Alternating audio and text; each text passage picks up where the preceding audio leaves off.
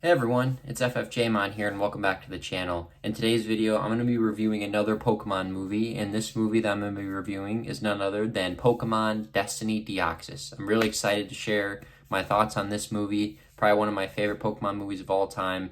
Very excited. As you guys know, I'm a big Gen 3 lover. I love Generation 3. It's got some great Pokemon, great games, and yeah, I am very excited. I've seen this movie back when I was a kid. I remember seeing it multiple times, and it was a great movie. So I'm excited to show you guys my thoughts on what I thought of the movie now, watching it in 2025, giving my review of it, and yeah, also ultimately rating it out of 5 stars. So I hope you guys enjoy the video. Please like the video and subscribe to the channel. And please join me as I review Pokemon Destiny Deoxys. So like I do with all my movie reviews, I kind of like to do 3 things. 1, I like to talk about the plot of the movie. 2, I like to talk about my pros and cons of what I liked about the movie and what I didn't like. Third, and then lastly, I like to give a review of the movie out of 5 stars. So going into the plot, basically Ash and the gang are going to this city. It's I forget the name of the city, but it's a very technologically advanced city, and basically they're going there to do some battles, and the battle tower's there, and it's essentially kind of like the island that like the Battle Frontier's in, I think, but it's mainly just has the battle tower, and Ash and gang are going there, and they're gonna battle in it, and kind of before that though, Deoxys essentially met Rayquaza. So there was a meteor that kind of came down to Earth out in like Antarctica or like on the North Pole, and Deoxys essentially kind of invaded Rayquaza's territory because he hangs out in like the ozone layer. So Deoxys kind of went through there, Rayquaza got upset, and they basically fought each other at the North Pole. Meanwhile, there was a scientist there doing research, and one of them has a son named Tori, and Tori was just kind of hanging out while like his dad was doing work, but he kind of fell down like an ice cliff when Deoxys made impact with the ground, and then a whole bunch of Walrein that were near where Deoxys hit the ground kind of freaked out and were kind of stampeding away, and then Tori kind of got caught in the stampede and ended up being really scared of Pokemon because of this interaction.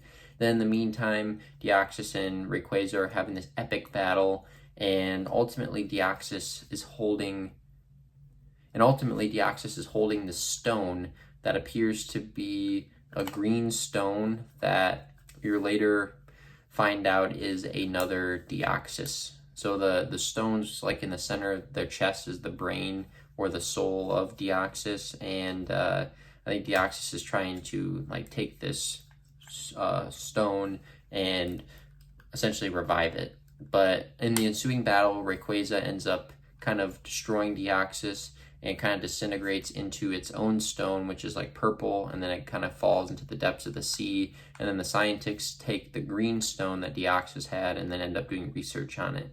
So then fast forward 4 years later, that's where you have Ash and the gang wanting to fight in the battle tower.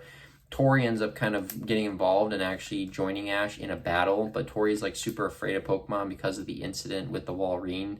So it's Ash and Tori versus Rafe, and I forget the other guy's name, but he basically like meets other trainers as he's ready to go do the battle tower, and they end up doing a 2-on-2, and Ash ends up losing because Tori has no idea what he's doing battling. Plus it's a Blaziken and a Blastoise versus a Torkoal and Pikachu, so I think they're kind of outmatched at that point.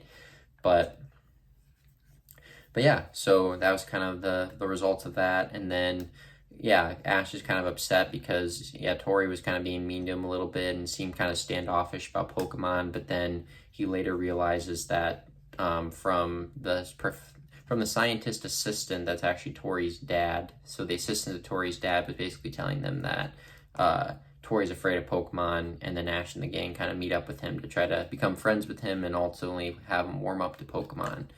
So they meet up with him and kind of get to know him a little bit more. They hang out and stuff.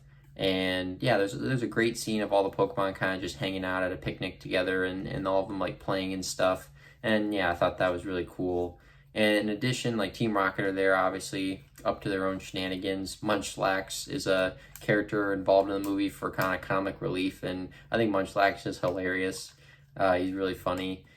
But yeah, so basically Deoxys ends up regenerating after those 4 years when it got into the abyss, and basically regenerates again and goes to the city. But in the meantime, Tori's dad is researching the stone, and they're trying to like use a laser to kind of revive the stone, but they don't have enough power to do it. And I think this other Deoxys that regenerated can sense that this Deoxys, this green stone one, is there. So, and also Tori is kind of friends with the green Deoxys because it can kind of project its spirit like to Tori. So Tori kind of is like friends with it, even though Tori doesn't really know what it is. And he introduces him to Ash and the gang. But then that all kind of gets sidetracked once the other Deoxys, the purple one, shows up and then is basically trying to find its friend, which is the green one. So in order for it to do that, one, we found during the North Pole battle that Deoxys can't see when there's a bunch of like electrical interference, and both machines and people kind of give off this electrical energy, so it kind of hinders Deoxys' sight from seeing and finding its friend. So it essentially kind of puts a force field around the city and then basically starts kidnapping people. So it makes like clones of itself and kind of look like zombies, and ends up kind of taking people away and putting them like all in one place, so that once everyone's kind of cleared out, he can then kind of look around and find the energy of his friend. So Ash and the gang obviously are trying to prevent this from happening. They get stuck in the city. Most of the people evacuate, but some people get left behind. And Ash and the gang are kind of left behind, and they're trying to kind of fend off Deoxys and also try to like have everyone escape from the facility that Deoxys keeps putting people in. And then in the meantime, Rayquaza kind of senses danger and kind of comes to the city to fight Deoxys because he notices again that there's kind of a disturbance. So he goes, and for a lot of the movie, he's kind of trapped outside of the force field that's covering the city. But then eventually Rayquaza breaks through and ends up fighting Deoxys again. But then basically Ash and the team gang up to provide enough power to have the laser that the scientists are trying to use on the green stone essentially have enough power to regenerate the other Deoxys.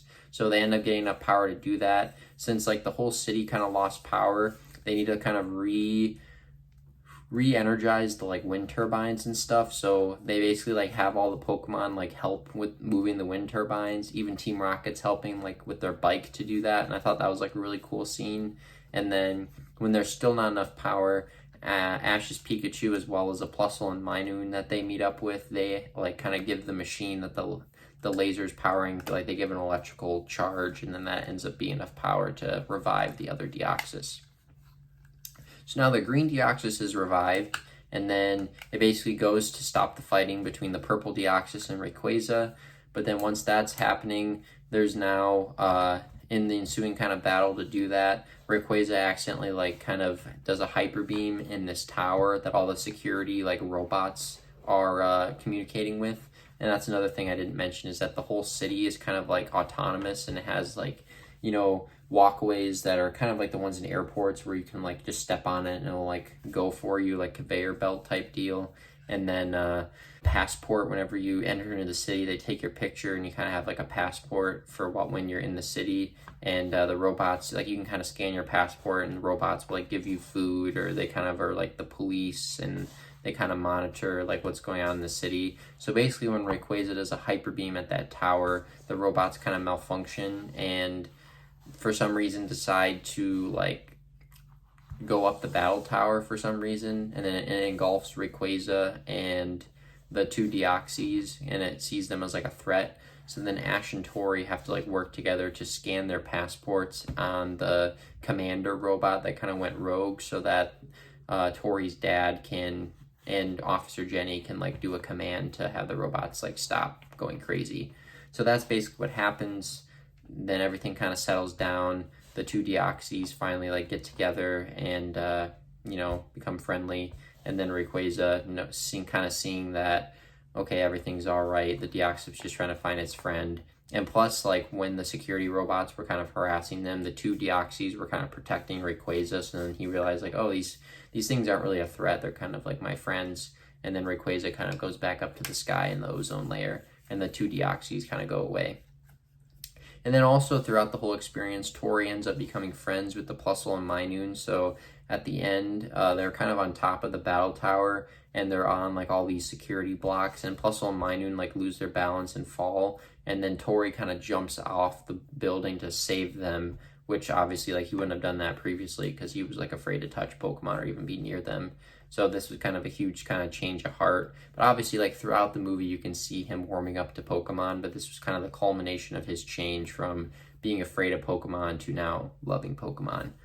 So then yeah, that's it. Like after all the dust settles, the team then like leave the city, say goodbye to Tori and all the other trainers. I think Tori ends up keeping the Plusle and Minun, and Munchlax ends up becoming a Snorlax kind of during the final sequence with the security robots and stuff.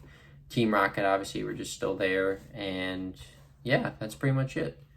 So that's the plot of the movie.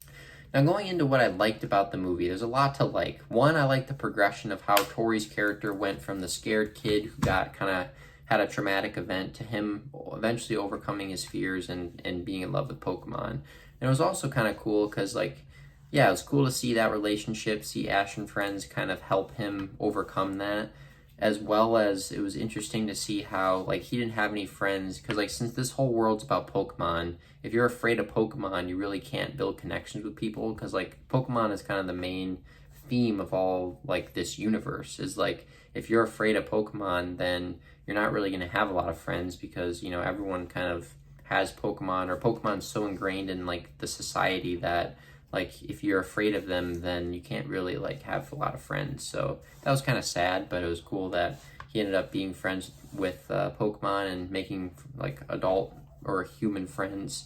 So that was really cool to see. Also, yeah, the whole, like, dynamic of the legendaries was cool. Rayquaza and Deoxys are just such cool legendaries for on one hand. On the other hand, they're just really powerful, and seeing them battle each other was really cool. And I like the legendaries where you don't have them speak. Because I know, like, a lot of the movies, the legendaries either, like, speak telepathically or can talk or whatever.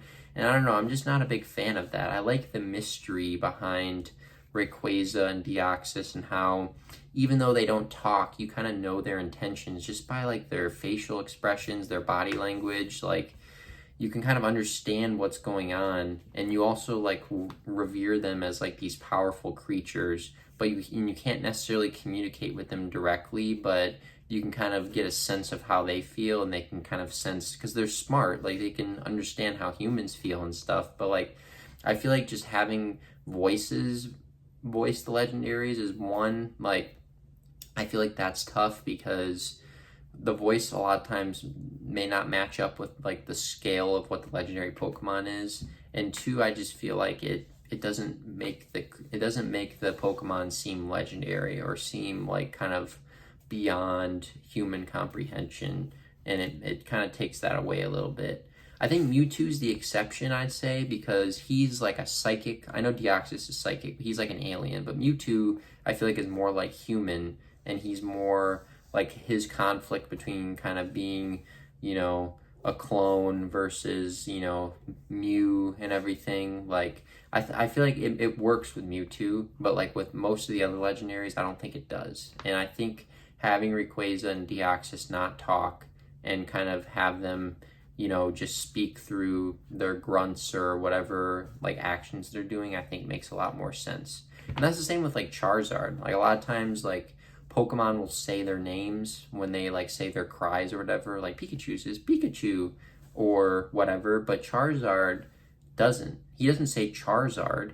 He just, like, grunts or makes, like, a snarling noise or whatever, but he doesn't say Charizard. I'm not saying all Pokemon that are cool should not say their names, because, like, Greninja says his name, Blastoise says his name, like, a lot of Venusaur, but, like, I like some of the Pokemon that don't either say their names when they're doing cries or sounds, and also, like, legendary Pokemon, I like it that they don't have to talk, because I feel like it just adds another dynamic to the movie rather than them just, like, telling you everything that they feel. That's how I feel about it. And yeah, Deoxys is just so mysterious, so cool. You don't really know a lot about Deoxys, but I just think Deoxys is a very like it's a very cool legendary, very science fiction, and all of its different forms are really cool. The defense form I think has always been my favorite for some reason. I don't know. I just like I like the design of him in defense form and the movements and stuff that he does. I just think it's really cool. And yeah, Rayquaza obviously is just such a cool Pokemon, flying around and doing all of its stuff. And yeah, it's just a really good movie. And even the side characters, I thought all the side characters were great. Like Tori was an interesting character. The trainers, like one of them, Rafe, had like two twin sisters, and when he was like trying to help the team escape from some of the clone Deoxys, like he wanted to protect them, and Max kind of had like a relationship with them, like a friendly one. And then one of them like had a crush on May. Another one was like a computer kind of geek and had a Metagross, which was really cool. And yeah, I just think each of them had their own personality that you could kind of get invested in. They didn't overstay their welcome, or they weren't too like over the top.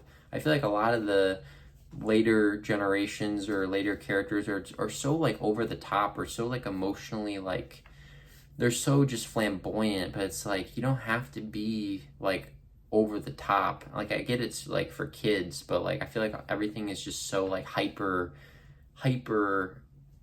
emotional, whereas like no, like yeah, they're kids, but like they can, you know, still be cool or still not talk as much, or I don't know. I like the dynamics of the side characters a lot, and I just thought the whole scale of the movie and them trying to, you know, run away from these clones and not necessarily understand what's going on, but then knowing that yeah, we realized that this green stone was actually Deoxys, and we know how to bring it back. So because they ended up realizing what Deoxys was trying to do, but it took them a bit to get there. Whereas if Deoxys could talk to them, obviously like it would make the story easier, because they would know right off the bat like, oh yeah, Deoxys needs to find its friend. But the fact that they kind of had to piece it together and figure out what Deoxys' intentions were, and obviously they can't like speak to Rayquaza and say, hey, don't fight Deoxys, like you can't, or you shouldn't, because he's just trying to find his friend. But like yeah, obviously they can't convince Rayquaza not to fight, because like he has its reasons for doing that. But yeah, I just think it adds another layer of complexity to the movie that I think I enjoyed. And then in terms of comic relief, Munchlax was definitely a highlight. He was just really funny. He kept eating all the gang's food. And then there was a scene where he tried to like kick a water bottle into a trash can. He missed the first time, and then like he was sad, and then he like ended up making it a second time, and then he was really happy. And then at the end when he evolves into Snorlax, I just thought it was like really funny. But yeah, this is a great movie.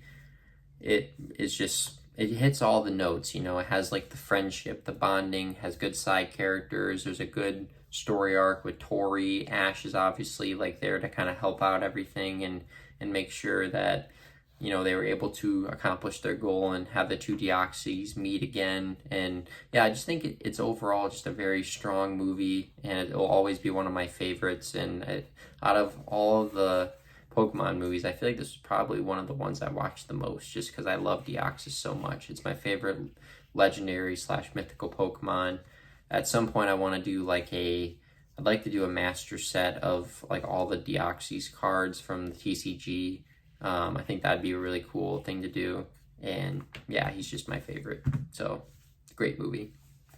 So if I was to give this movie a review out of 5 stars, I think I think you guys probably know where this is going. I'm gonna give it a 5 out of 5, because yeah, I just think this movie just can't be matched. It's very good. Obviously I like the first movie as well. I think that was my other 5-star rating, but yeah, this is very close to it, if not succeeding it. And even the music in this movie is good too, like the soundtrack and some of the songs in there I really liked. It had Pokemon battling in it, which I enjoyed, like the whole battle tower scenes and stuff. And that's the thing I think the Jirachi Wishmaker movie really didn't have, was a lot of Pokemon battles. And I feel like having a movie that has, you know, a grand scale, good legendaries, Pokemon battles, like Ash kind of helping solve whatever mystery or thing that's going on. Like I think it just had all the elements, you know what I mean? Like Pokemon's about battles, it's about cool legendary Pokemon, it's about friendship and bonding between not only people but also people and Pokemon. And I just think it just hit it on each of the levels. And yeah, I just think it's a really good movie. And yeah, I'll always love this movie. It was very good. So hope you guys enjoyed my review. Please let me know in the comments what you guys think of Destiny Deoxys, and let me know if you've seen it recently or if you guys even like Deoxys as a Pokemon or not. But yeah, I just think Deoxys is really cool. Same with Rayquaza. And like their dynamic of them being rivals and stuff with each other, I think is really cool. There's a couple of YouTube videos out there that I've seen talking more about like theories on Deoxys' like origin, and there's a couple of cool videos that maybe I'll discuss in further detail about some of the things I was reading. But yeah, that's all my thoughts I have. So 5 out of 5, Destiny Deoxys.